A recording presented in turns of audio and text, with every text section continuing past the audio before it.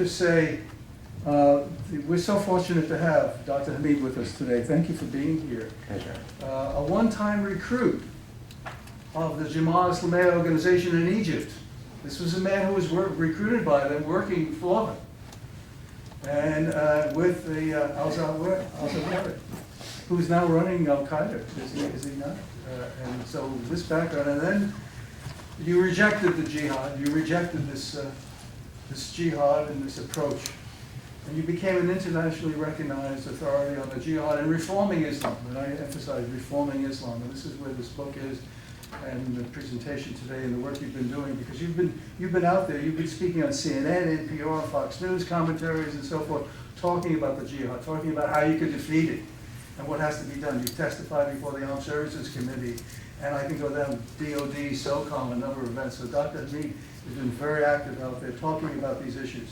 He's recognized for developing one of the most innovative. Now, mind you, he's a medical doctor, but he's also a psychologist also, and those two pieces come together very, very nicely, and a scholar. So you wear three hats, very important hats when you look at this issue. So, and the recent, I don't know if anyone has seen it, but there's a Facebook page in Arabic. A few people in the room speak Arabic here, modern interpretation for the Quran. I think you have over, what, 2 million readers on your Facebook? Absolutely. 2 million readers. It's amazing. You've also launched a YouTube channel in Arabic to counter radicalism. Yes. That's powerful, isn't it? His channel has more than 250,000 views and more than 1,200 other channels subscribed to it. So this is a man who's being listened to. This is a man who's worked the issue, who has been working with these jihadists now, and is looking at how do you reform it, how do you approach it. So I think today's presentation is going to be right on. Dr. Hamid, thank you for being with us. We look forward to your presentation. Pleasure and honor. Thank you so much.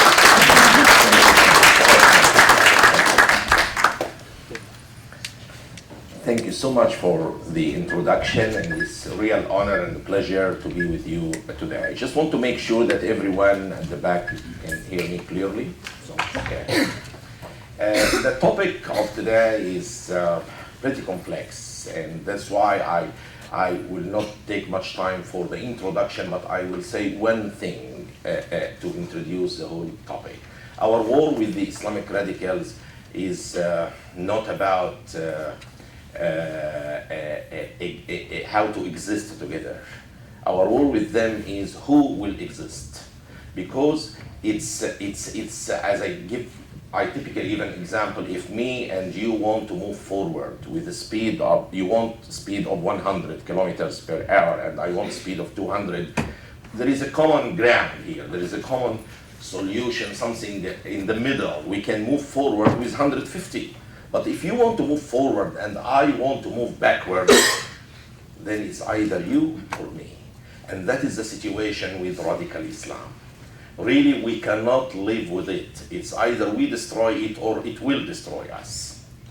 Let me start with the topic, and I typically like to start with the classification of Islamic culture, because putting some parameters to understand any topic is crucial to make us able to understand it. So I see the Islamic culture as circles, 5 bullseye circles. We have first group of Muslims, which I can call them culture Muslims, or people who are called Muhammad or Fatima, and they really don't know much about theology or religion or fanaticism. They are just okay.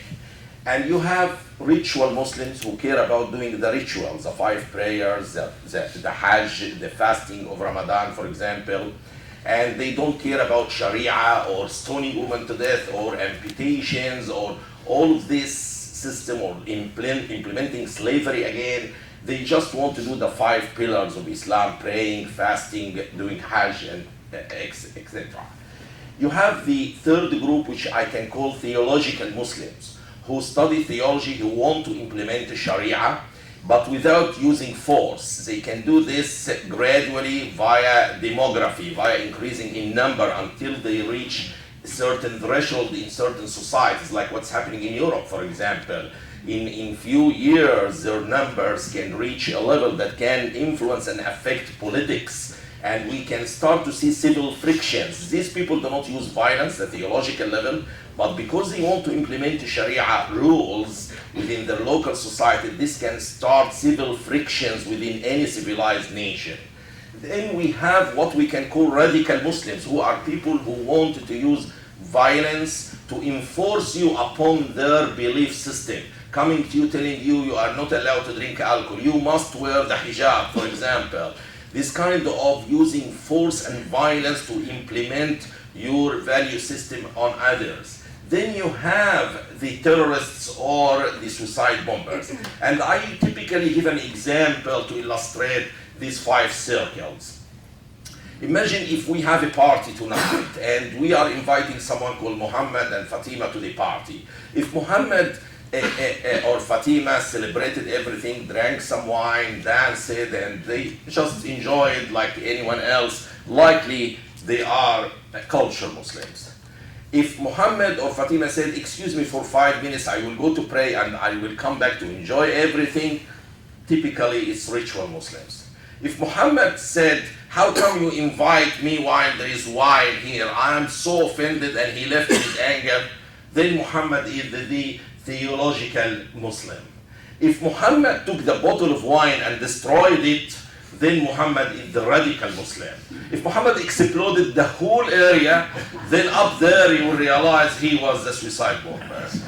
So this has how I see it, and I try to classify it because understanding these points can help us understand if a society is moving to the center or toward the periphery, and allow us to evaluate the systems that we are using to fight radicalism. Is it increasing? Is it decreases? Which part of the society? Where is the direction of the curve? Is it going more in or more out?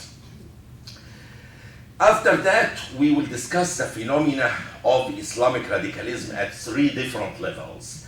I see it initially at the macroscopic level. I'm a medical doctor, so forgive me, I will use many medical terminology, okay? The macroscopic level, the big picture, then I will go inner to the smaller level or the radical groups, what happens inside the radical group, then what happens to the individual. So we will go from the macroscopic to what we can call the microscopic level. At the macroscopic level, or at the level of the society, let us study together what are the factors that brought many Islamic societies toward the center. What happened and what went wrong? And I do remember one of my meetings with Professor Bernard Lewis. It was here in Washington, D.C. We had lunch together, and the first question I remember, once we sat down, he said to me, tell me, Tawfik, what went wrong? I knew that it was one of his books, but he asked me, he wanted to hear it from me. And I said to him, Professor, I see it, a phenomenon that happened at 3 simple basic steps. And I see them, believe me, I visualize them, what happened in our societies. Because years ago, the Muslim world was well known to be relatively tolerant. I'm talking about the 40s, 50s, 60s, Jews, Christians, Muslims used to survive together. Churches existed, and there was not much frictions within these societies. You never heard like 70 or 80 years ago that Muslims in Iraq or Syria or Egypt went to burn churches or kill someone because he's just a Christian. It was very rare, if ever heard about. So what went wrong? What happened in these few decades? First thing to understand was, if we looked geographically to this part of the Muslim world, which is called Hijaz or now Saudi Arabia, there was a form of Islam that was extremely and is extremely intolerant to the other, to the existence of the other. In Saudi Arabia, you don't have churches. The concept doesn't exist. You don't have Saudi Christians. You don't have art or music. I mean, women cannot contribute to the society. They are suppressed, complete veil, stoning of women, slavery. Everything here was a very literal understanding of the religion, coupled with the desert culture together, created some form of understanding of the religion, which some people refer to as Wahhabism, but it was rooted far before Wahhabism in this part of the world. And in this part here, north of Africa, and Syria and Iraq, and there was another form of Islam that I can say it was relatively tolerant. I cannot say it was absolutely tolerant because non-Muslims used to live also as second-class citizens for years there, as zimmis. However, it was relatively tolerant compared to this form of Islam here. So the second type of Islam was influenced by Sufism, was influenced by Judeo-Christian cultures that existed, and for several reasons it allowed Christians to exist, it allowed churches, it allowed synagogues. So it was a form of Islam that allowed the existence of the other. So what happened in the last few decades, since the late 1970s or the second half, when the oil prices start to rise after Yom Kippur War, the oil went from $12 per barrel to 42 and 44. So this created what huge amount of money in the hands of these Arab countries, or the Hijazi or Wahhabi Islam or the Saudi style of the religion. And since then, we started to say in this part of the world, now Allah bless the Saudis with all this wealth and money and the oil because they implement this form of Islam, because they have women wearing the hijab, because they do stoning of women. So we started to ask about Sharia, thinking that this what will bring us blessing. I'm glad to say nowadays it's different because there are many examples of Sharia that are failing, like ISIS, like Somalia, like Taliban. But back then, Saudi Arabia was the model for the success of the Islamic model in front of us. So what happened, it simply was replacement because of the petrodollars. We call it actually petro-Islam. Replacement of our relatively moderate understanding of the religion that allowed the existence of the other with a very intolerant form of religion that does not allow the existence of the other. And this gradually infiltrated our societies. Then in Egypt, we did the worst thing ever. We changed it. I'm talking here about the radical groups and the scholars. I was young, I was not a person who influenced this, but I observed what's happening. They changed the level of jihad. What does this simply mean?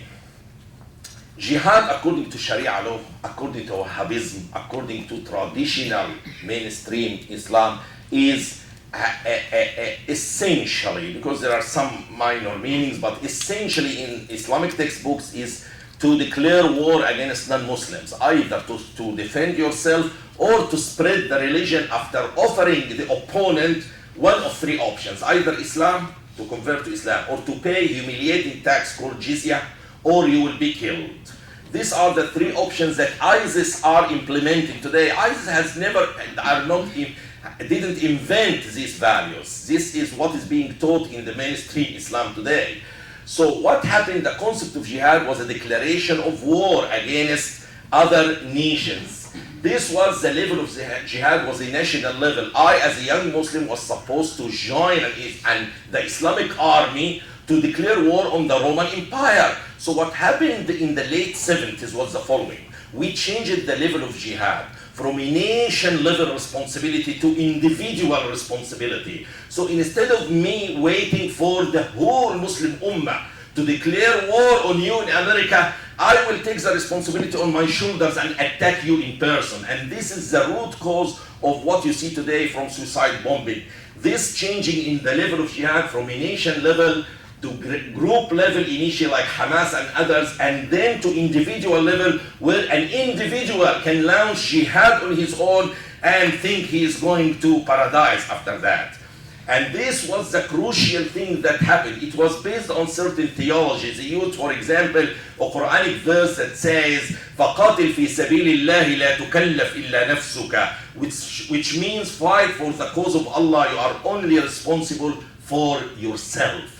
So this takes the responsibility of jihad from fighting from a nation level responsibility to an individual responsibility. And this was crucial because it changed jihad not from a violent not from a peaceful to violent principle, but from a violent principle to barbaric one. So jihad basically in Sharia teaching is a violent principle. And now it changed by ISIS and other related groups to A barbaric one where individuals can launch them without waiting for a traditional warfare to occur between nations. This was the first step at the macroscopic level, or here.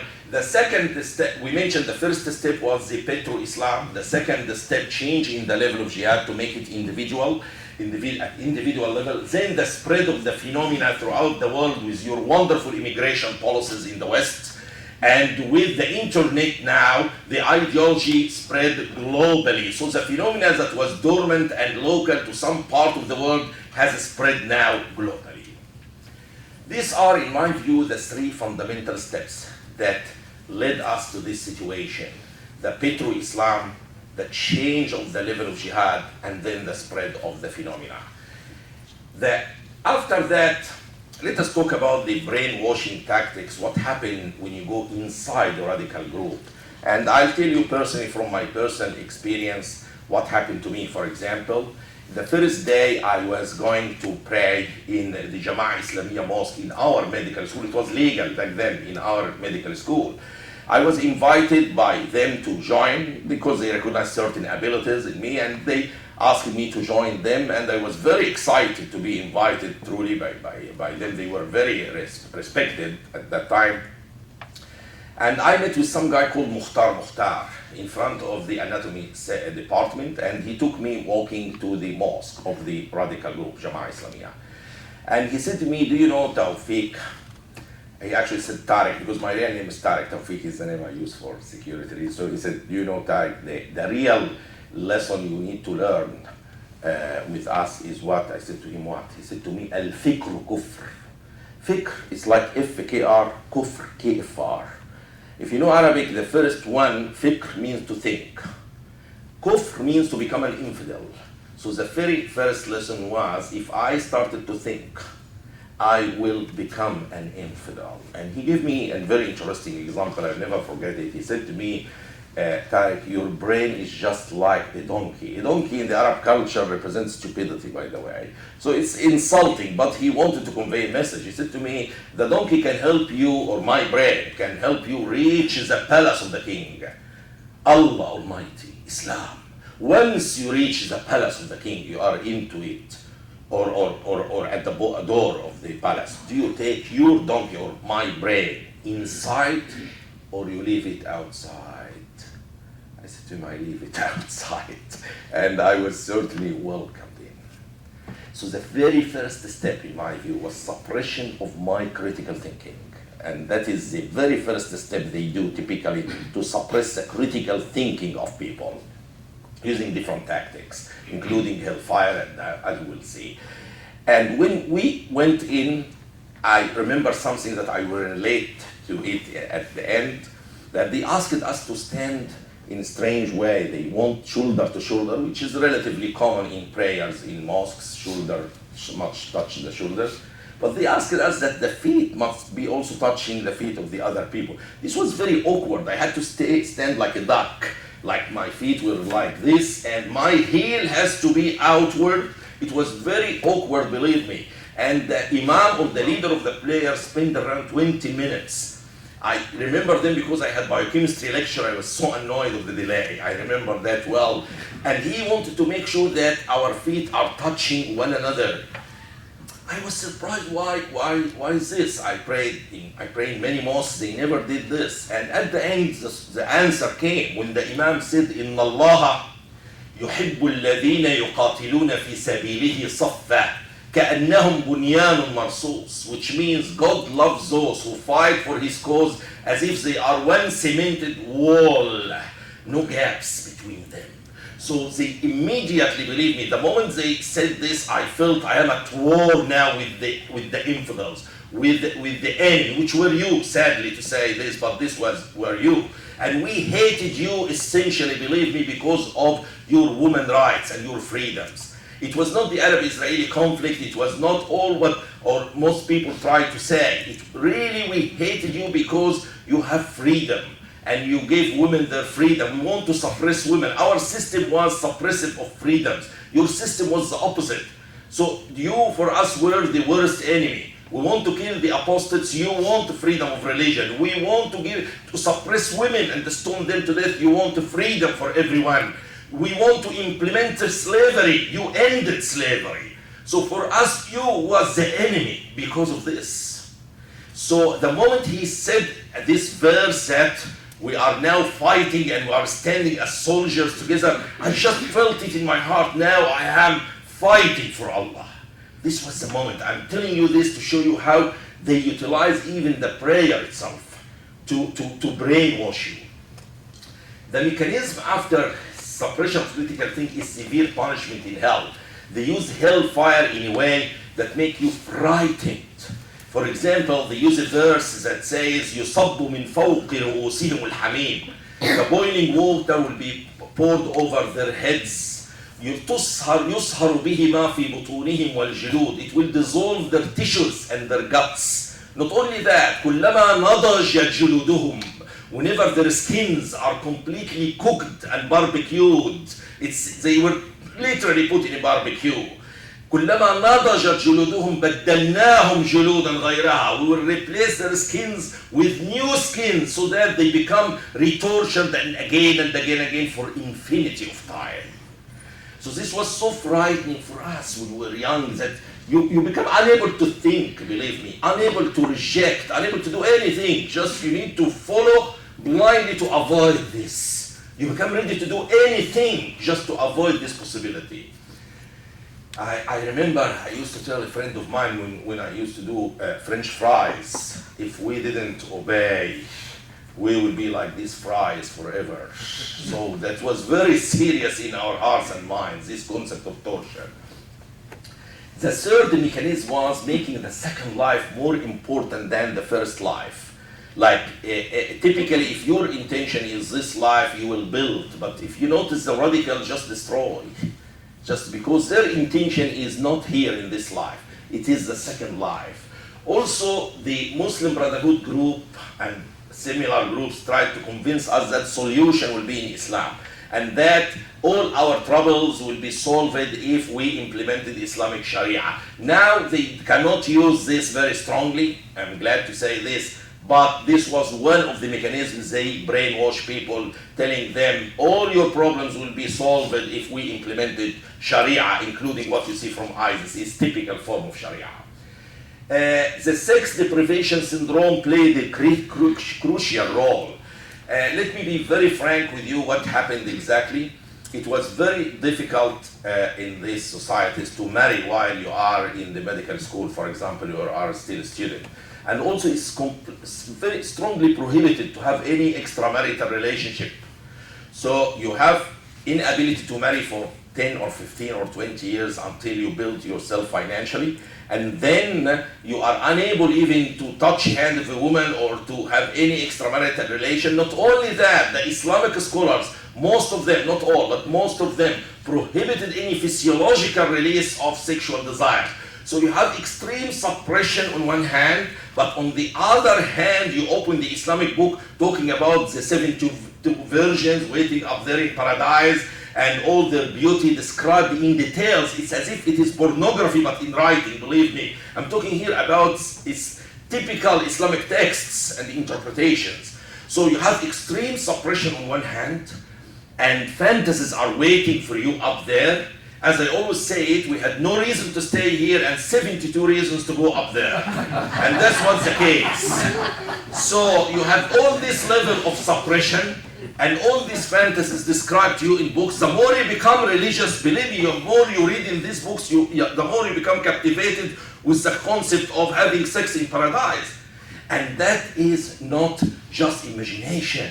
That is a reality based on fact. I called it sex deprivation syndrome, and there are evidence supporting this. Number one, majority of suicide bombers are males. This hints to possibility of testosterone effect. Then, if you go to some biochemistry and endocrinology books, the peak age of testosterone is around 18 years old or 17, 18 to 20, this age. This is the same peak for suicide bombing. So it cannot just be coincidence. The third example here I usually give is the difference between Shia and Sunni Islam in the rate of suicide bombing. I don't know if you are aware about Shia and Sunni in Iraq and Syria. The Shia, one of the differences between them and the Sunni, one of the major differences, not a minor one, is what is called zawaj al-mut'a, which is temporary marriage that can last for 1 hour for enjoyment. Mut'a means enjoyment. That's bizarre, I know, but this is how it works there. They allow marriage for 1 hour just for enjoyment. This is the Shia. And the Sunni do not allow this at all. If you noticed, almost all suicide bombing are conducted by young Shia, by young Sunni, not young Shia, because the young Shia have some way of release of sexual desires, but the young Sunni do not. This is another additional factor that can illustrate to you the phenomena of sex deprivation syndrome.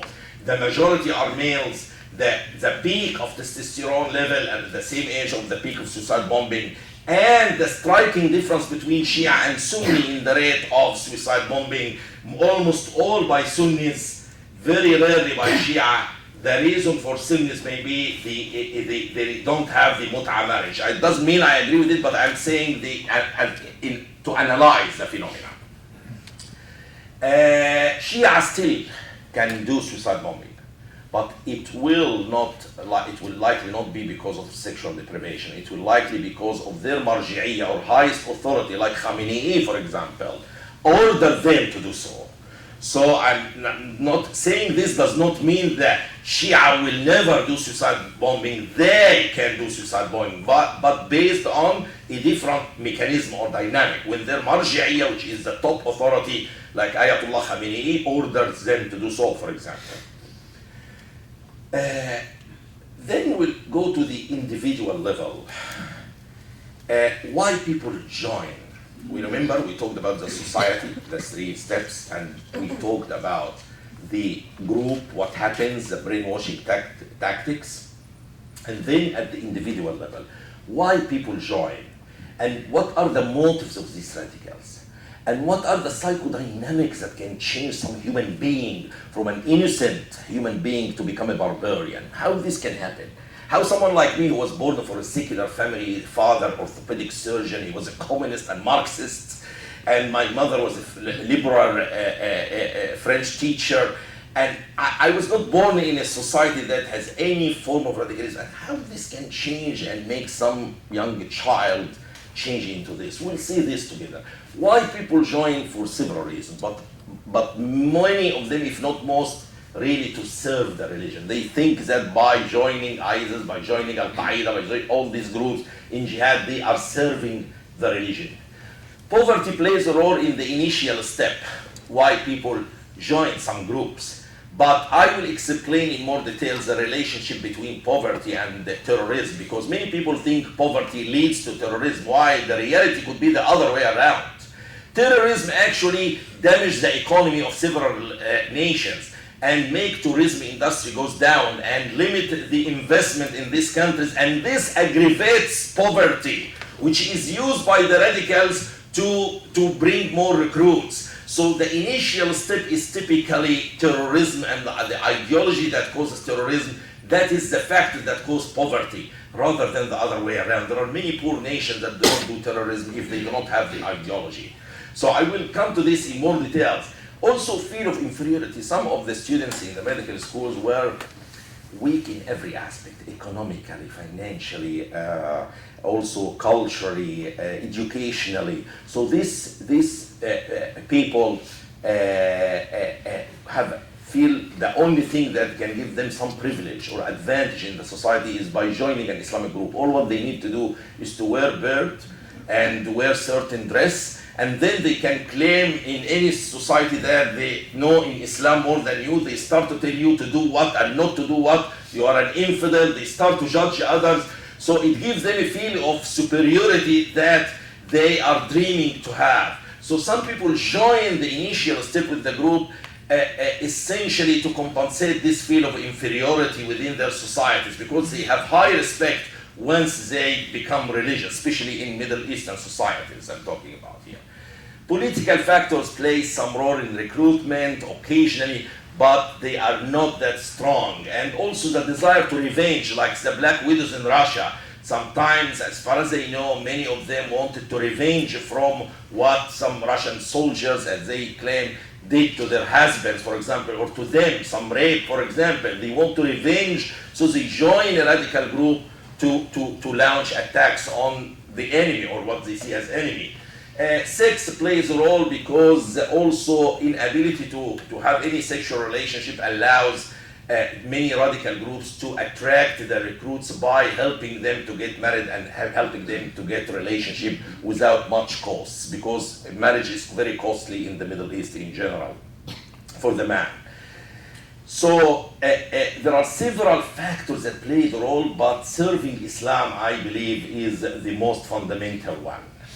Then what are the motives? It's important to know the motive of your opponent, otherwise you cannot fight him correctly. If the motive of my opponent is to get this Coca-Cola, okay, I can negotiate with him on table. Okay, I'll give you some and you give me some and we have a deal. Or I can bring you Miranda, for example, instead. But if the dream and the motive of my opponent is not something materialistic, then it's very hard to negotiate with it. Like, for example, if his dream is to die as a shaheed, die as a martyr to enter paradise, how can you negotiate this on table? That's completely different from Coca-Cola, I guess so. Also, one of their dreams is just to give pain to the infidels. Have you noticed Bin Laden was so happy after September 11 when he was caught on video? He was laughing. Why he's laughing? Have you seen him gaining any territory or any money or any special thing? Like, have you seen any of these suicide bombing gaining any materialistic thing out of their actions? More territory, more money. This is why people fight, or what people fight about. More money, more territory, more. But they gained nothing. Did Bin Laden gain anything after September 11? Did Nidal Hassan of Fort Hood massacre here in Florida, they gained anything? Did the attackers of Los Angeles recently gain anything of their attack? Nothing. So what do they gain? Why do they do this? What is their motive? Their motive is not something simply a materialistic thing you can negotiate about. Their motive is simply to die as a shaheed, to give you pain. Just giving you pain is the motive. They justify this through certain Quranic verses, by the way. They use certain verses, like a verse that says, وَمَا يَعْمَلُونَ مِنْ عَمَلِ يَغِيظُونَ بِهِ الْكُفَّارِ إِلَّا كُتِبَ لَهُمْ بِهِ عَمَلٌ صَالِحٌ, which means whatever they do to cause pain to the infidel, they will be rewarded for this by Allah. So they have theological reasoning for everything they do. Also, a feel of victory of Islam, just giving you pain and seeing big towers collapsing like this. We talked about this in recently, how this was all theologically justified, gives them the feel of victory over the infidels. And they cannot survive really strongly without a feel of victory. If you notice in the history of Islam, whenever they have been defeated, in the early Islam, during Uhud, which was very early stage of the Islamic wars, or the collapse of the Turkish Empire, immediately after the defeat, the Muslim world started to, or Muslims start to leave the religion, not become so attracted to it, and Islamism start to go down. So you have a phenomena here that it's need to be understood, because in the Cold War, the Russians, for example, wanted to live. And they have certain motive, but they wanted to live. In the Nazi also people wanted to live. So you had a chance for negotiations on table to have someone to surrender to you.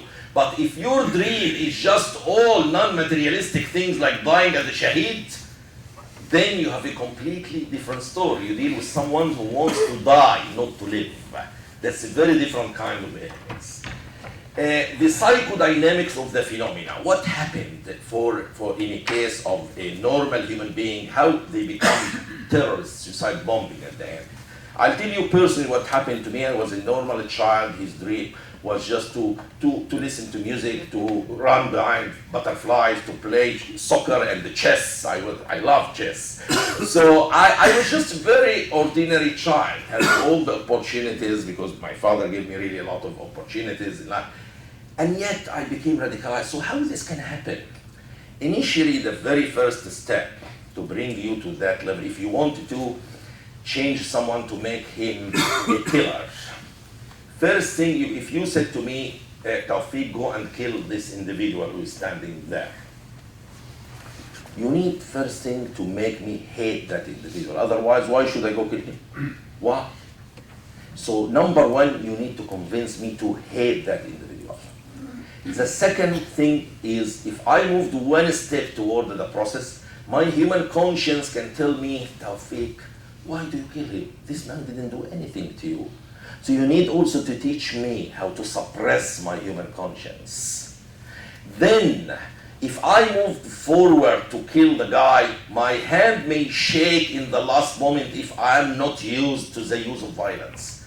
So you need to desensitize me to the use of violence. So these three sequential steps, this is what exactly happens with the people there, or young children who became radicals and suicide bombers. First thing, they make you hate the other, and then they teach you through religion and through other texts and through Friday prayers how to, first I said to hate Jews and the Christians or the West, then how to suppress your human conscience. In fact, they use the hellfire effectively to make you unable to question anything. If your human conscience told you that this is wrong, you have to suppress your human conscience because this is the will of Allah and the Prophet. Otherwise, you will go to hell. So you learn gradually how to suppress your human conscience that can tell you not to continue.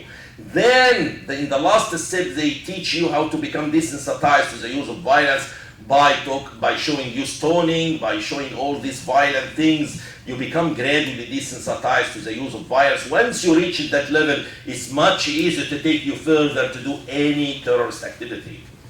So it's a gradual process. And why I'm mentioning this, because each part here can be also used in a strategic manner to weaken the phenomena of Islamism.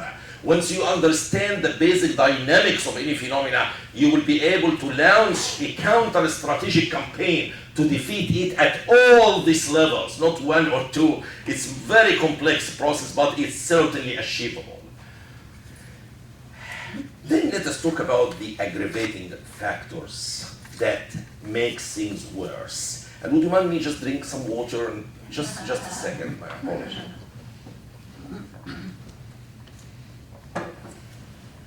For any phenomena, it's vital to understand the aggravating factors. Like in medicine, if his diabetes is increasing, you may be thinking he's gaining weight, so obesity is making insulin not working properly, or he might be using a medication that impedes the insulin action, or he might be having an infection, or there are several possibilities here. So it's important to know the aggravating factors for any disease or condition to be able to treat it.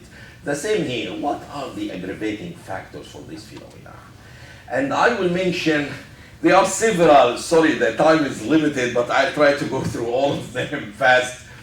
There are several, from my point of view, factors that aggravated this phenomena. One of them is weakness, our weakness. If you remember, after the attack in Kenya and Tanzania,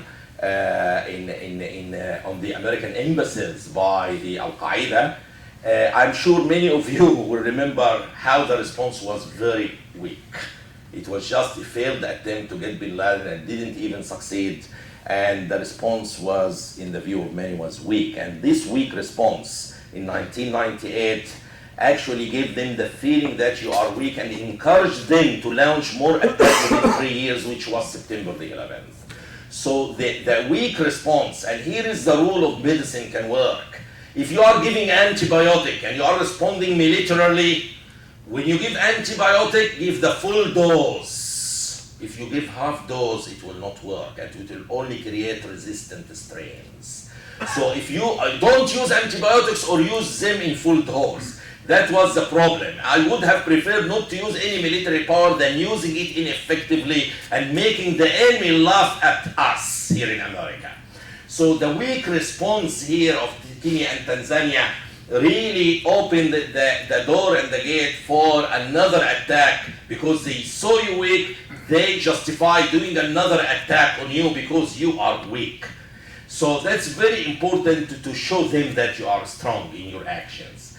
Also concessions. What I mean by concessions is not what you in the West consider as concession.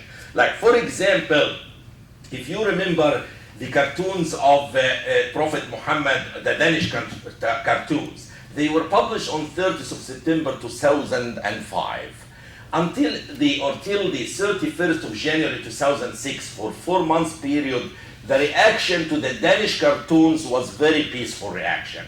Was all just negotiations, talks, expressions of that we are not happy with this, or some social media campaigns against Denmark. So what happened? The Jihadist magazine apologized on this day, 31st of January 2006.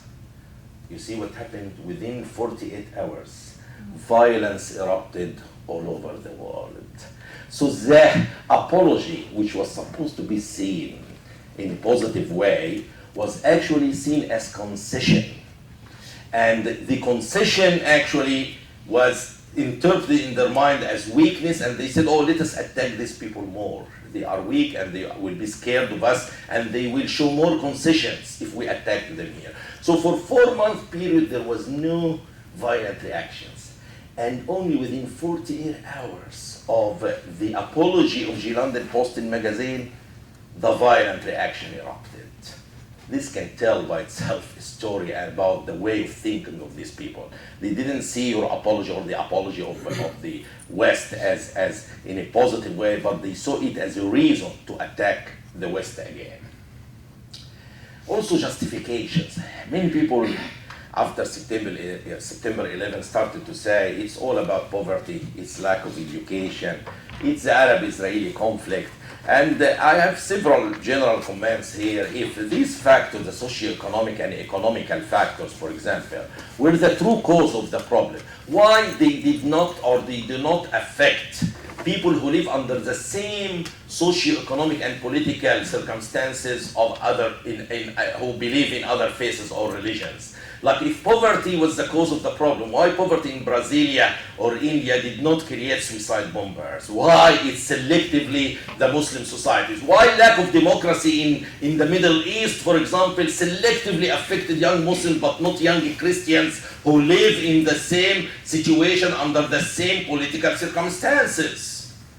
So this is the first step. If I give you are 100 people, let us say here 100 chocolates, and one person developed allergy, it's not the problem of the chocolates. It's the problem of that individual immune system. And this is the situation here. When we talk about poverty, there are many poor nations and many poor people in the Middle East who are Christians who do not develop, for example, terrorism or didn't do suicide bombing. So if this is the cause of suicide bombing, we would have seen equal numbers or same percentage of all religions. The second is lack of education, for example, is when you see Nadal Hassan of Fort Hood massacre, for example. He is a doctor, a psychiatrist. When you see Ayman al-Zawahiri himself, Dr. Ayman was a very bright person, and yet he became a terrorist. The lack of democracy is what happened in France, for example, recently, the Paris attack, that killed more than 100 people. Is it because lack of democracy in France?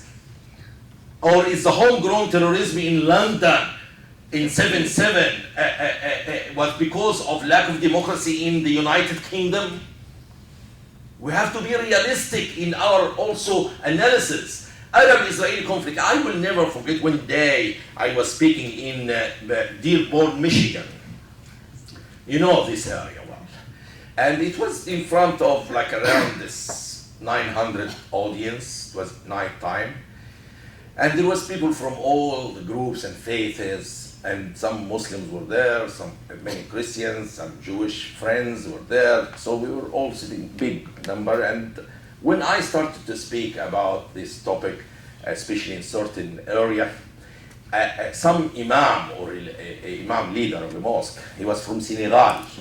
He stood up and he approached me to interrupt the speech and said, why Dr. Hamid, you mentioned these radical things, and I am a moderate imam and I participate in many interfaith dialogue and I have many Jewish friends actually in the society here, so I'm not that radical. I said to him, look imam, instead of telling me and the audience how moderate you are, would you mind, imam, to prove this to us tonight now? And everyone listened, what I'm going to tell him. I said to him, would you mind, imam, to invite me and some of our Jewish friends and the brothers and sisters who are sitting with us tonight to your mosque next Friday prayer, and instead of telling us how moderate you are, I want you to stand in front of your congregation and say it clearly, loudly, and unambiguously that Jews are not pigs and monkeys. Would you do this, Imam? He didn't say a word. He didn't utter a letter. And he returned back to his seat in silence. People applauded, but that is not the issue. The issue is, it is so easy to claim that I am a moderate. Okay, you are a moderate? Prove it. Stand up and stand against what I call ABCs for radical Islam. I will come to them very soon. Certain radical elements. If you are not ready to denounce them, then don't tell me you are moderate. If you are not ready to put them on your website and open your mouth loudly saying, I am against these things like killing apostates, stoning of women, slavery, calling Jews pigs and monkeys. If you are not ready to stand against this value system, then don't expect me to call you moderate. So what happened with the Arab-Israeli conflict? Here's justifications can go forever, but because of the time limits, I'm sorry, I will just continue to the next slide, which I mentioned earlier, how terrorism actually causes poverty. I'll give you an example. In 1996 in Egypt, do you remember Al-Aqsa massacre? When many Japanese tourists were killed in a brutal way, more than 60 people, they cut their ears, poked their eyes after they are dead. It's terrible, evil, true evil. And after this, what happened to tourism industry? Down. What happened to our economy in Egypt? Down. What happened to poverty level? Went up. So it became easier to recruit more people for the radical group. So the beginning of the phenomena was the terrorism itself, not poverty. So the primary factor, terrorism causes poverty, which is a secondary factor. Poverty aggravates terrorism because it facilitates recruitment, but it is not the primary factor. If you treated poverty only, you can go forever, because the more they do terrorism, you will spend all your money ineffectively here to build these nations. If we want really to stabilize any nation or country, number one is to stop this. This will allow economy to flourish. This will allow money to come in. This will allow tourism to move. This will allow more stability in these nations that can help them to defeat this poverty and end this cycle. But trying to focus on economic support without taking care of the cause of the problem can be really just a waste. Like in Afghanistan and Iraq, just imagine for a second if Afghanistan and Iraq didn't have terrorism or Islamic terrorism. What would have happened in these nations? They were offered the best opportunity of democracy, of building their nations. What could have happened? Huge things. But they didn't utilize the chance, and terrorism just destroyed their economy, destroyed everything. Also the phenomena of passive terrorism, and to summarize it, if you see the number of people who demonstrated against France for the hijab, for example, or against the cartoon issue of Prophet Muhammad, we are talking about hundreds of thousands in the Muslim world demonstrating against the Danish cartoons about Muhammad, for example. How many have you ever seen, or have you ever seen such numbers with such passion demonstrating against Bin Laden, or ISIS, or the jihadists? Does this tell you something? That this what I call passive terrorism, the passive attitude of the Muslim world and trying actually to lie to the West in different ways. The lack of demonstrations, the fatwas that aims only at deception of the Western people. Like when you issue a fatwa without saying that these jihadists will go to hell, for example, that is a weak fatwa. When you say terrorism, Islam does not support terrorism, this will not really deter young Muslims from doing it, because they know that it's not a genuine fatwa. A genuine fatwa must use certain expressions that can deter young Muslims from doing it. But saying certain fatwas to satisfy the Westerners without using these expressions, which are pretty vital expressions that deter the young radical Muslims from doing so, this just simply means political fatwas that aims at just whitewashing themselves or pretending they are okay in front of the Westerners. So the passive terrorism actually manifests through no demonstrations or denying that bin Laden did the attack, or certain fatwas that satisfy the Westerners, but it is understood by the radicals in a different way. All this gives psychological support to the terrorists to do more attacks. And it goes like this lack of strong reaction by the Muslim world against the phenomena of Islamic terrorism has encouraged the phenomena of radical Islam significantly. There is a rise now on the social media by some people. I cannot deny this, but it's a process where it needs to be cultivated correctly. Theological deceptions. After September 11th, also many mosque imams showed the Westerners hadith about jihad, for example, that says that jihad is all about internal struggle within your heart. It has nothing to do with violence, okay? And I know that this hadith exists, but I can show you the top-level Islamic reference telling Muslims, or in Arab, that is a da'if hadith, which means a weak hadith. There are levels of the hadith. Hadith is the words of Prophet Muhammad, okay? Not the Quran, the second part of the religion. And there are levels of the hadith. There is sahih, which is top level, accurate, and there is da'if, which is weak, da'if.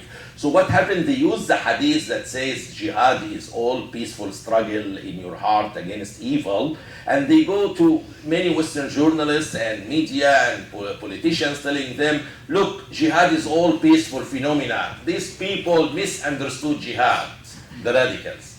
And you go in the same books that teaches this hadith, you find that this hadith, they teach to the Muslims that it is da'if, which means unbinding. So Muslims do not really need to follow this understanding of jihad.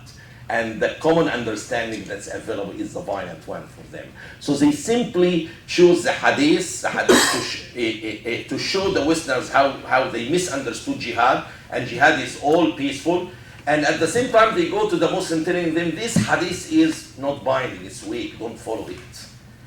I always say, if jihad was peaceful concept, why then we have never seen a single Islamic organization that's peaceful, charitable group, for example, caring for orphans, that called itself jihad? Why all of them are violent groups? If jihad was so peaceful, we would have found one or couple of organizations called jihad, and they are peaceful groups. But all groups that are called jihad are violent. And then some people say we misunderstood jihad. So who understood it then? It is their language, their mentality, their religious teaching, and they use it appropriately as it is. This doesn't mean jihad cannot be understood in a different way. It's possible. I will give some example, but the current way of understanding is certainly violent. Then political correctness. This concept annoys me as a doctor, because if someone came to me telling, and I discovered he has cancer, and it's treatable cancer, but I felt embarrassed and politically correct that I don't want to hurt his feeling or her feeling, and said, oh, you just have common cold. Would you consider me an honest person? Would you consider me a professional? And that is the problem. When you deal with the security of nations, there is no chance for this. You have to be honest. You have to be realistic. You have to tell the reality as it is. You cannot go doing your research while assuming that, no, it cannot be cancer. It cannot be the ideology. It has to be something else. This is not research. An honest researcher will go putting all the possibilities on table. If it is the ideology, then it is the ideology. If it is not the ideology, then it is not the ideology. If it is a mix of different things, then it is a mix of different things. But you cannot go start the process by assuming that, oh, it cannot be the religion, it cannot be the ideology. So what if it was? It's like me going evaluating a cancer and saying, oh, it cannot, or a tissue biopsy, sorry, and saying, oh, it cannot be cancer. What does this mean? So what if it was?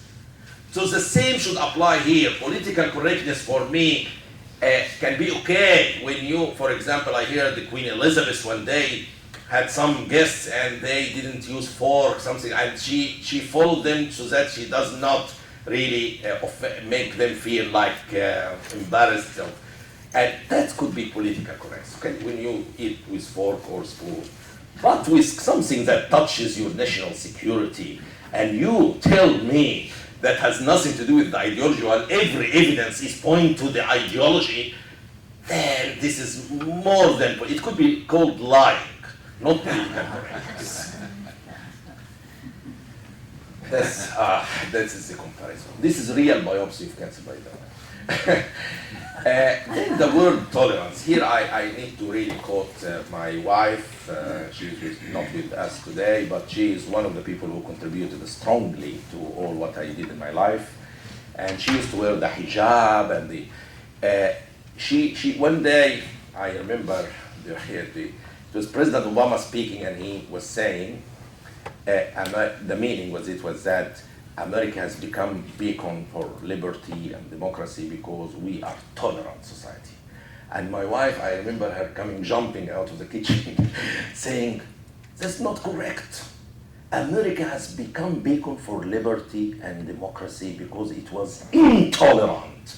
I said to her, how? Her name is Maha. I said, how this can happen? She said to me, had America been tolerant to slavery, slavery would still exist today. Had America been tolerant to discrimination against women, discrimination against women would have existed today. So because America was intolerant to slavery, and because America was intolerant to discrimination, these things disappeared. You became beacon for liberty and democracy not because you were tolerant to these values, but because you were intolerant to them. That is the reality. Think about your history, your great history. We talked about it in a few hundred years. The change was just so magnificent. I live in the country, my country is Egypt, so it's history. But it's a slow process. We never achieved this wonderful, amazing change in a few hundred years. This is just so magnificent for me really to see.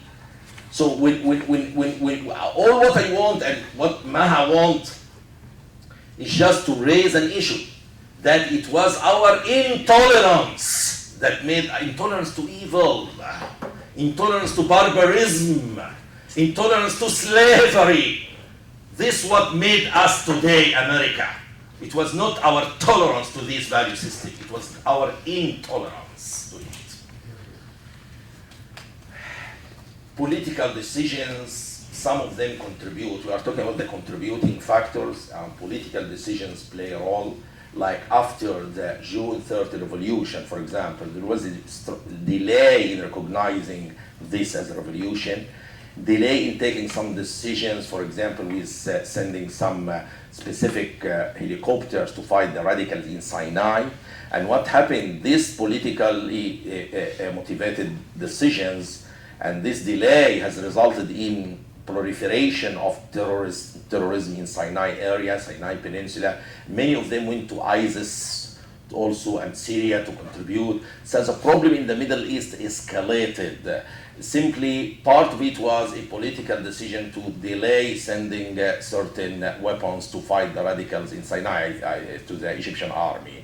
And it's, I'm not talking here as an Egyptian, I'm just observant, and these are facts on ground, so I'm just telling what's going on. So some political decisions really aggravated the phenomena unintentionally, because here the radicals started to gather in Sinai, started to cause trouble, and there was real need for Apache helicopters to fight them. and the delay in sending this have limited the capability of the government to fight the radicals, and they proliferated there, traveled to Syria, Iraq, and the whole problem escalated in the area.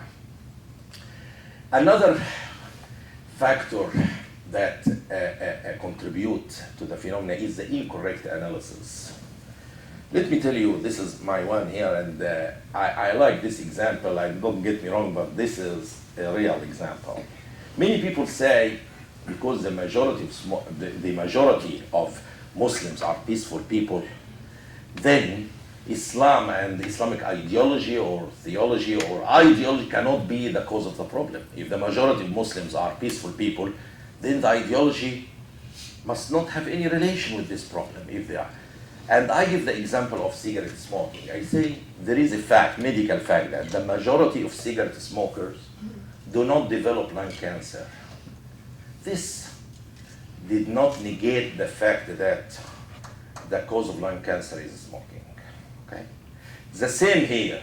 The majority of people who follow the Islamic ideology are not terrorists. Yet, this does not negate the fact that the Islamic ideology is the cause of terrorism. The same logic.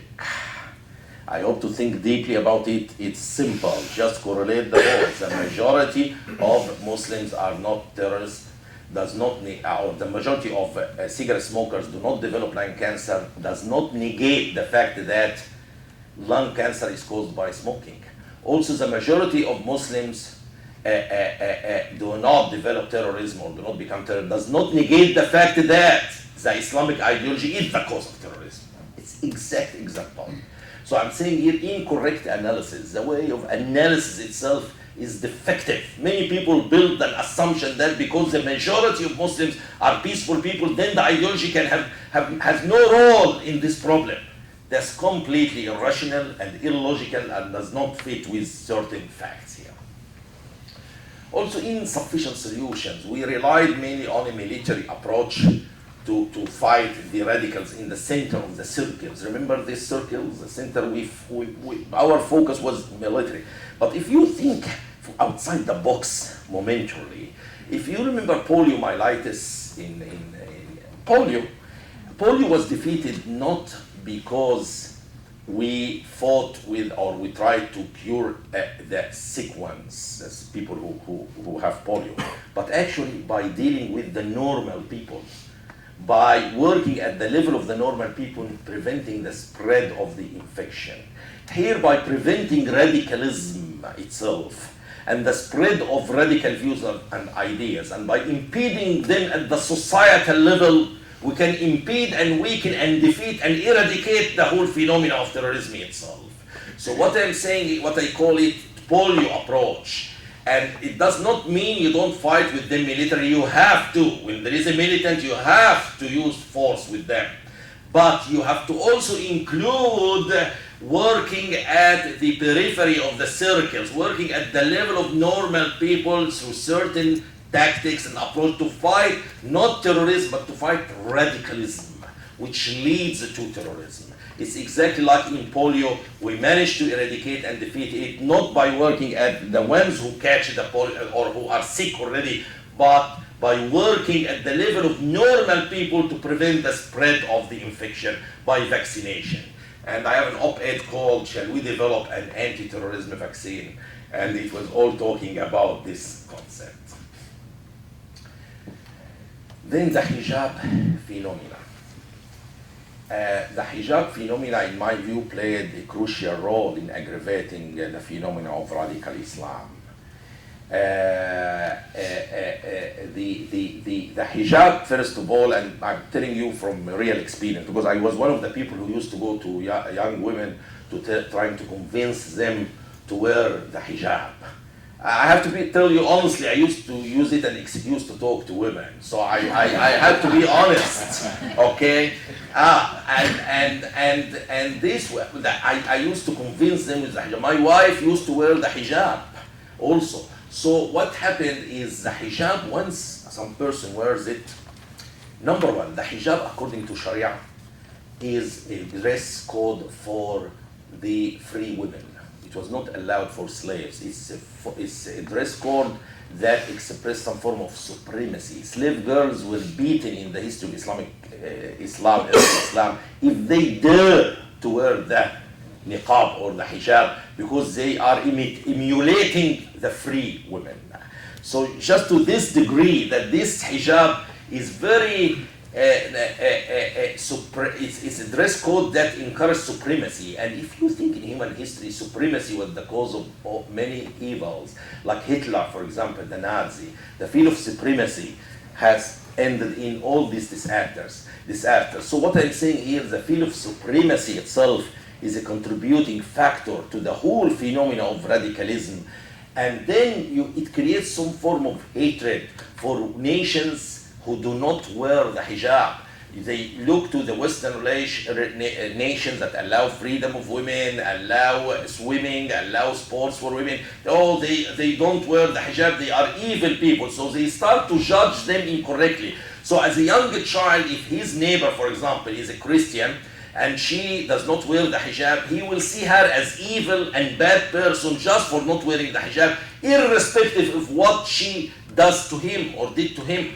And the same applies for your relation with many of these Muslim nations. You see how much money you paid as aid and support for these nations, yet many of them are not grateful. Many of their people are not even thinking about this in a positive way, because they still will see you as evil and bad people because you allow women to wear the hijab.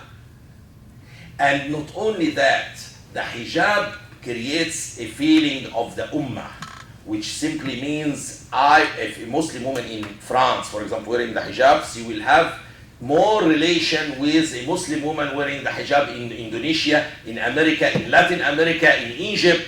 So it creates a psychology and the feeling of an ummah, which is stronger for them than their nation, country itself. And this is problematic.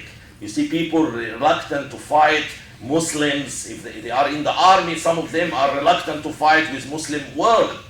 How come we accept this? So if the Muslim world or some Muslim attacked America, if someone questioned if he should defend America or not, this is very serious. So what I'm saying, the feel of ummah is created by the hijab from many nations. They all now connected together. The judgment on others. A young Muslim will always feel the Christians are evil because they don't wear the hijab. Once there is hatred toward the other, hatred, if you remember the 3 steps of the psychodynamics, was the very first step toward terrorism, to make you hate some individual. So this can illustrate to us why Islamic radicalism never developed without prior proliferation of the hijab phenomena. You go to Egypt, for example, in 1950s. This is a photo for some graduates in the nursing school. And you see today how it looks. This is Egypt today. This is Egypt in 1950s. You never hear about Islamic radicalism because the hijab phenomena was not that prevalent. And to make you understand why I mentioned this issue particularly, if you even went to Kurdistan in Iraq, they are Sunni, the Kurdish area. They are Sunni like Al-Anbar. But Al-Anbar was very violent, very radical compared to Kurdistan. One of the reasons is in Kurdistan, most women do not wear the hijab. But in Al-Anbar, most of them wear it. The moment you create this distinction, I am a separate people from these. They are evil because they don't wear the hijab. I have to hate them because they don't wear the hijab. This goes gradually in the mind of the culture as a whole and create the situation that allows the spread of radicalism itself. And nothing can explain this more than the meeting between the murshid of the Ikhwan, the Muslim Brotherhood, who met with Abdul Nasser. It's on YouTube in Arabic, available. Abdul Nasser, the former president of Egypt, was saying that he sat with him more than an hour, with the top person in the Muslim Brotherhood back then. And the murshid, or the supreme leader of the Muslim Brotherhood, asked him for doing one thing only. It was the hijab. Because the Muslim Brotherhood tried before, years and years ago, since they started in 1928, and they failed because they didn't focus on the hijab. They didn't create the system that start to change everything and create a distinction between a Muslim and a non-Muslim. Now in Egypt you go, a non-Muslim does not wear the hijab, a Muslim wears the hijab. This is the beginning of friction, beginning of hatred. But in the past, during that time, how can you say this is a Christian or Muslim or a Jew? They are all human beings. And this can if you analyze it statistically, you realize that every time radicalism developed in any society, hijab was before it. Also, lack of parameters. I mentioned to you the ABCs and the apostasy. They are available freely on my website and also in the book. How, if any moderate group needs to prove they are moderate, they have to be able to stand clearly and unambiguously against all these values. Apostate killing, beating women, A, B, C, D, F, G, calling Jews pigs and monkeys, D, declaring war on non-Muslims to spread the religion, E, enslavement of other human beings, F, fighting Jews before end days and killing all of them, and G, gay killing. So these are what I call the ABCs of radical Islam. And ISIS is simply implementing this. They are taught by the Islamic scholars and implemented by ISIS. That's why I see both of them are contributing to the phenomena. Now let us talk about solutions. And when we talk about solutions, one of the op-eds that I wrote one day was called Fighting Terrorism in Brainstem, in the brain, the mind, because for any violent action to happen, you need a mental impulse, then you need a nerve to move your muscle, then you need a weapon to throw at people or to use it. So there are people who should take care, I believe, so they are already taking care of this part of the final step. But the final step of terrorism is only the symptom of the disease. It's not the disease itself. The disease is hatred, the disease is radicalism, the disease is a desire to inflict harm on the others. So talking about fighting terrorism in Brainstem can go into 5 basic categories. The input of information that a human being receives in his education or in his development of the thinking process. Then the processing of information in his brain. You may have different people, both are having the same book, let's say holy book in their hands. One of them becoming radical and one not. What are the factors that can cause this? There is a processing of information in the brain at the level of the thinking process that can affect a person in a way that makes him radical. And then you have psychological influences that affect the person, like hatred to certain society or certain group of people. It's psychological element that can affect them. Then you need what I can call behavioral modifiers, like positive and negative reinforcement. When a child touches something hot, immediately there is pain. So you have also to inflict this psychological pain to do some form of behavioral modification for the radicals. And then you have what I call the ability to appreciate beauty, and I will explain to you how this relates to terrorism, okay? You probably, when it comes to input of information, I remember when I was young, I was reading one day a verse in the Quran after a third prayer of the day, Al-Asr prayer, and the verse said, فَاقْتُلُوا الْمُشْرِكِينَ حَيْثُ وَجَدْتُمُوهُم. Kill the infidels wherever you find them. I just couldn't take it, believe me. I wondered, shall I go and kill or fight with Auntie Fawzia? She was my neighbor. She was a wonderful Christian lady. She was for me like a mother, and she was very kind to me. And I just couldn't take it. My human conscience couldn't accept this. So I went to a friend of mine. His name was Adil Saif. He was a Salafi. Salafi means regressive way of thinking in Islam. And I said to him, Adil, what do you think about this verse? Kill the infidels wherever you find them. He said to me, yes, we have to fight them, and there is something called Jihad. He brought me books for Abu al-A'la al-Mawdudi of Pakistan. It was translated, and other books of Sharia about Jihad. And he filled my brain with all this literature and books and teachings. And still, I was not confident if this is okay or not to just fight someone because he's a Christian or a Jew. So I went to a Sufi scholar. You know, Sufism is a mystical form. It can be beautiful if it is true and pure. Now, many are not. So I'm just putting this clearly.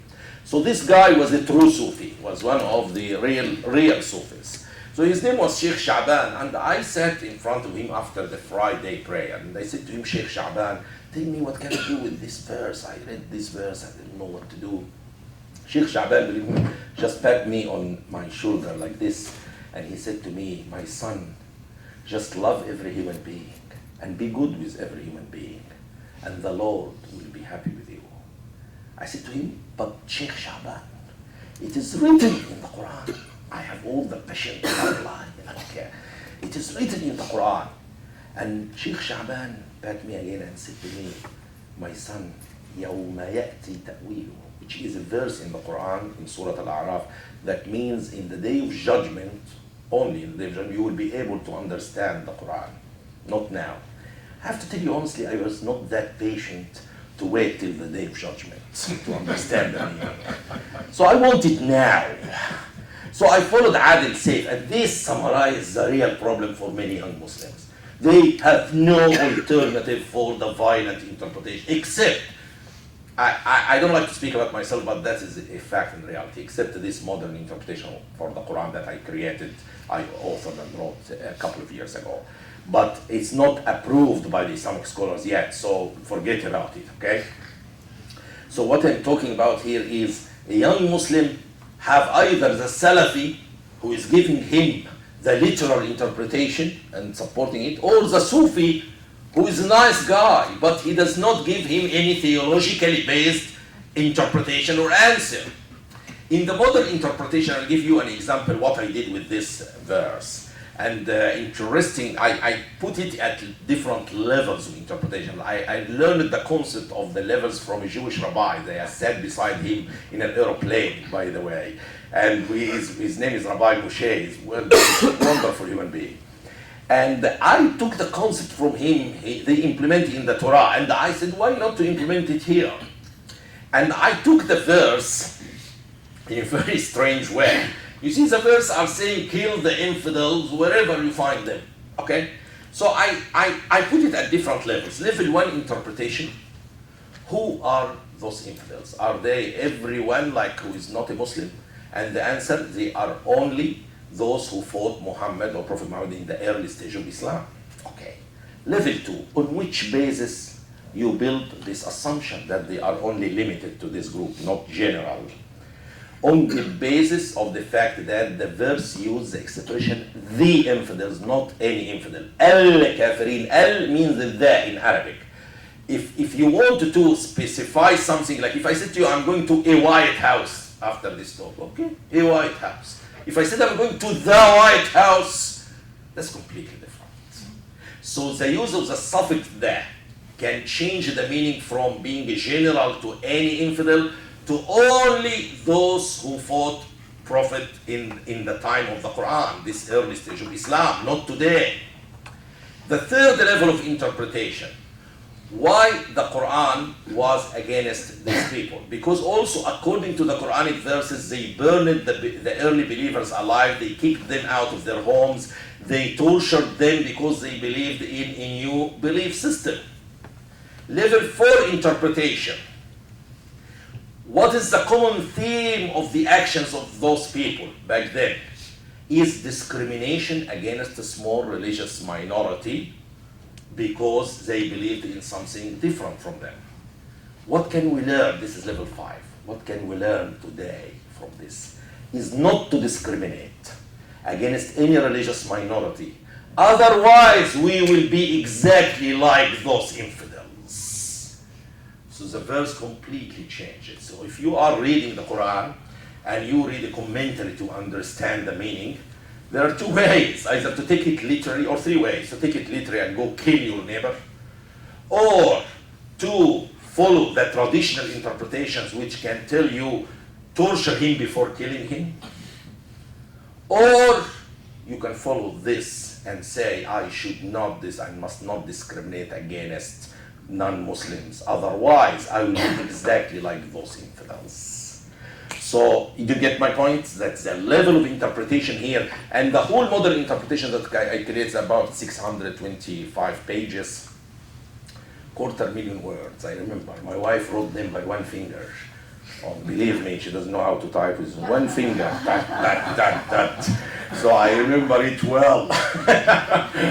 So it takes the Quranic text. I cannot deny there is a problem with the Quranic. I cannot deny this, okay? But I'm saying with different ways of thinking and interpretation, you can make things different.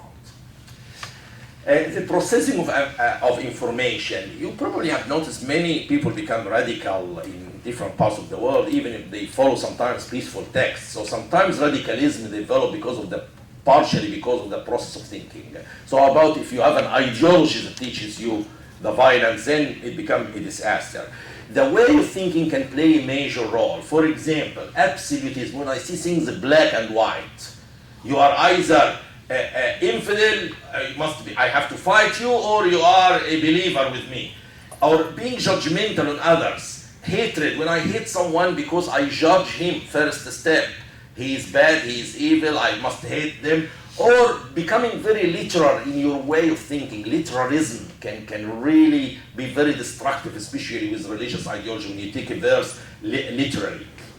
So I use certain tactics that is not theologically dependent.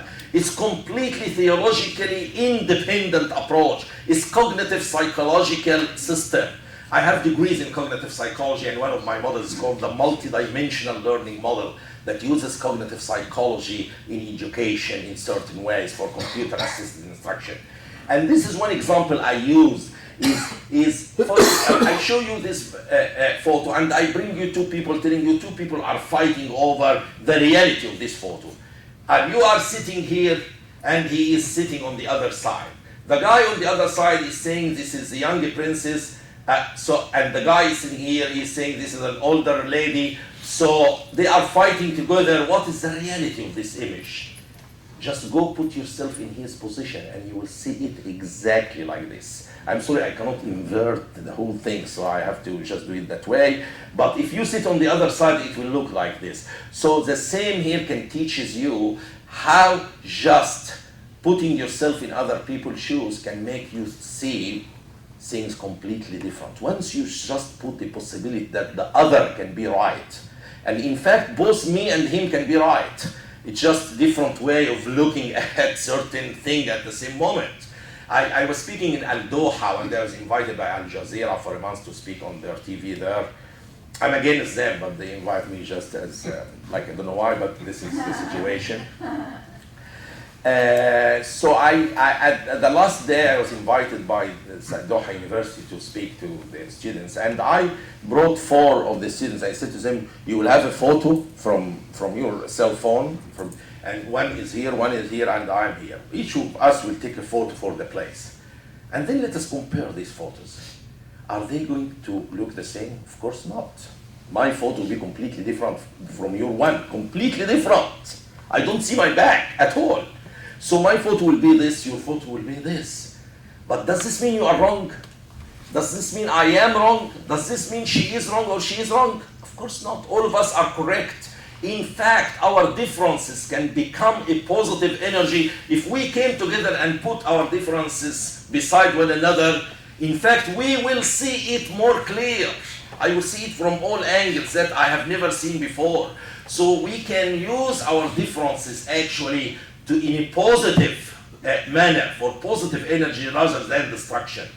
So I use some examples with illustrations, also being judgmental.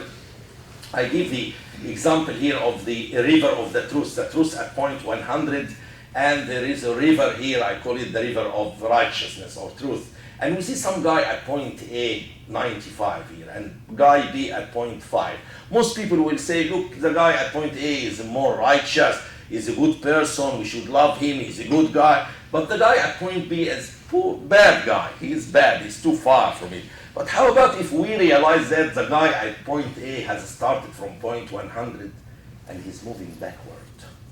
And the guy at point B has started from point zero, and he's trying to move forward. Who is better then?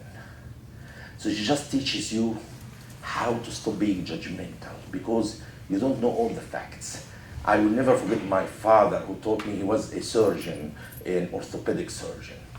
And one day he was a very high rank in the health system, and as a doctor, as a manager also, both together at the same time. And some guy went to his office, and this guy was a cleaner in the hospital, so it's considered as a job level relatively the lowest, okay? And he said to him, "Are you Dr. Abdel Hamid?" He said, "Yes." He said to him, "You are that." He started to swear very bad words against him. And not only that, he swore against Abdul Nasser. This was in the 60s. I'm sure many of you can imagine what can happen to some guy if he criticized Abdul Nasser in the 60s in Egypt. My father got very angry, and he punished him immediately with the maximum punishment he can give, which was 1 month's decline in his salary. 3 days later, the guy came dead in the ambulance. He had uremia, which affect uremia, renal failure, and the metabolites of the kidney failure affected his way of thinking and made him become angry against my father and saying these words. So my father learned the lesson: don't judge people. Judge the action. The action was wrong, was bad, but don't be judgmental. And here is one example I give, and make people generate the answer. What I do here is something in cognitive psychology called the generation effect, which is making the individual generate the answer rather than giving the answer to them. This is the most effective way of education, to make the person think, to generate.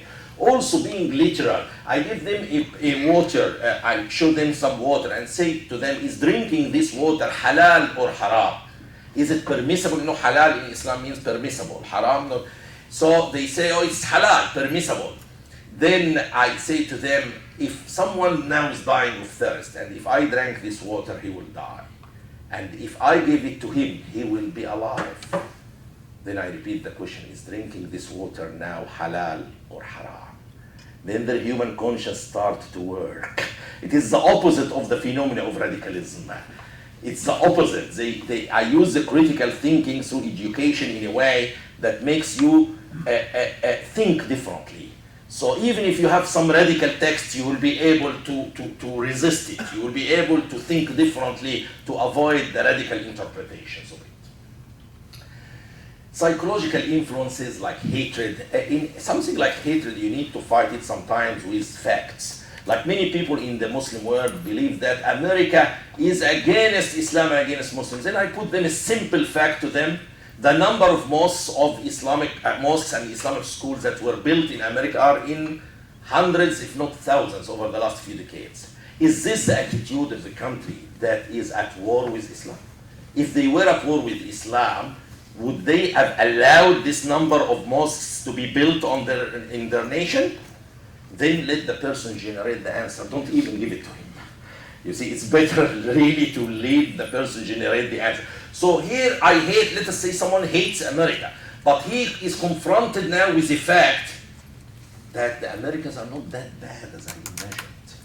If they were that bad, they wouldn't have allowed all these Muslims to come and have this mosque. So you start to change the thinking process.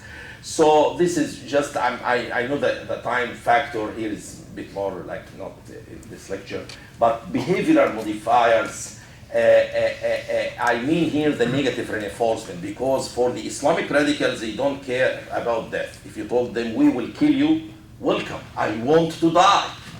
This is not the Nazi or the Russians during the war, or the Emperor of Japan, or the North Korea. Now all of these people want to live.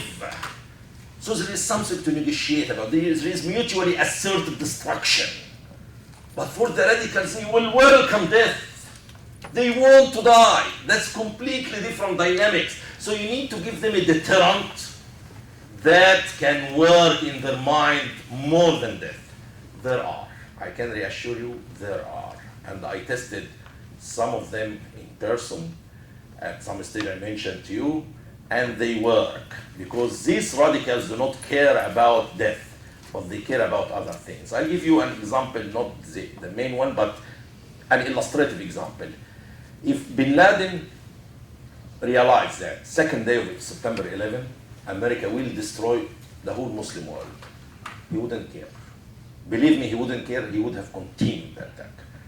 But if he realized that America will stop the hijab in the United States, there will be no hijab, he would have think more than twice. He wouldn't like to have done it. So it's completely different mindset. You think death is a deterrent. It's not a deterrent. That is the problem. So you have to find this, what I called the missing factor in the war on terror. And this was a base for an op-ed that I wrote, how, without giving your opponent an efficient deterrent that deter him or her from doing this act, then you are wasting your time.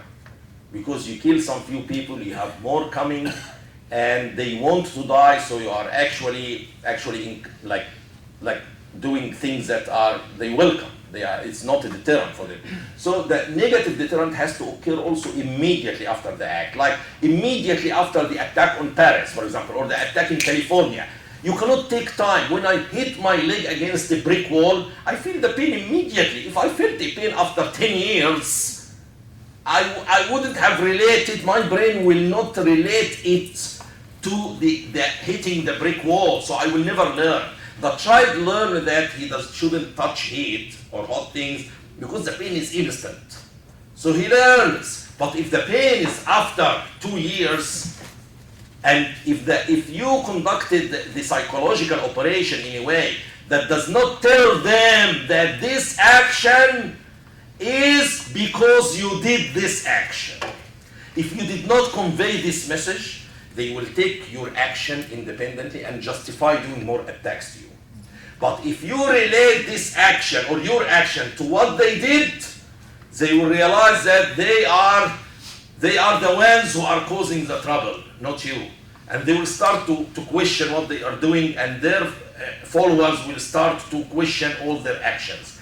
So you need not to just revenge or react, but you have to make their mind relate both of them in their mind. It's called the spreading activation model in cognitive psychology.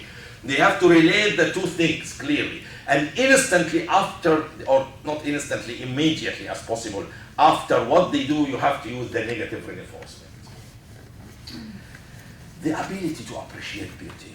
If you noticed in any radical group, the first thing they do, they suppress beauty in all forms. Music, art.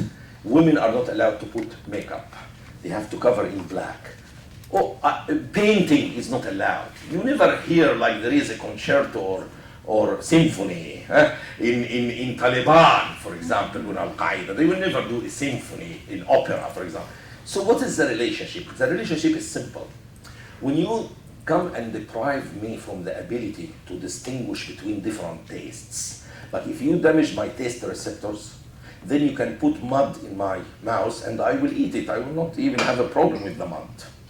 The same in the mental process. When you suppress the ability of humans to appreciate beauty, when they are brought up in a society with no music, no art, no beauty at all around them, all black, they gradually lose the ability to distinguish between the good and the evil. And once this happens, you can put in their mind any barbaric teaching and they will accept. Any rubbish or mud they will accept because they lost the ability to distinguish between beauty and ugly things.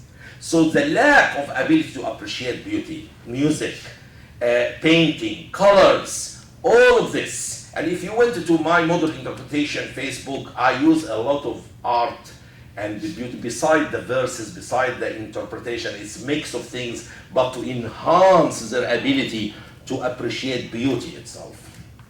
And this can tell you why the radicals always suppress all elements, because once they do this, it becomes the last thing in 3 minutes. I will talk about covert Islamic radicalism, how to discover it, because this is crucial for early detection of anyone who is infiltrating your system or is to be able to test him. And I will go very fast about this now. I will not mention all of them. Just one example is to give the person a fast a question and test the speed of response. For example, if you ask someone, what do you think about ISIS or Bin Laden? There are two options. He might say, oh, they are evil. Instantly, this like to be okay. But if the person took some time, start to swallow, because when you lie, actually, sympathetic nervous system become activated. And this makes the liver secretion thick. That's why you start to swallow. So in many situations when people lie, they swallow because as a form of sympathetic stimulation. So if I took some time to think and then after a couple of seconds, oh, they are bad, this is very significant. Because if it is in your heart, you will not take this fraction of a second. You will instantly respond. He is evil, he is bad, he is barbaric, whatever you will say. But you will be critical to their action instantly. You will not take a couple of seconds. Number two, if you come and say Assalamu alaikum to some group, this is one of the early lessons I learned in Jama'ah Islamiyya. Assalamu alaikum. If I was not supposed to reply by the same expression if you are a Jew or Christian. So if you are a Jew or Christian and said to me Assalamu alaikum, which means peace be upon you, my response was supposed to be and upon you too, without repeating the word assalam or peace.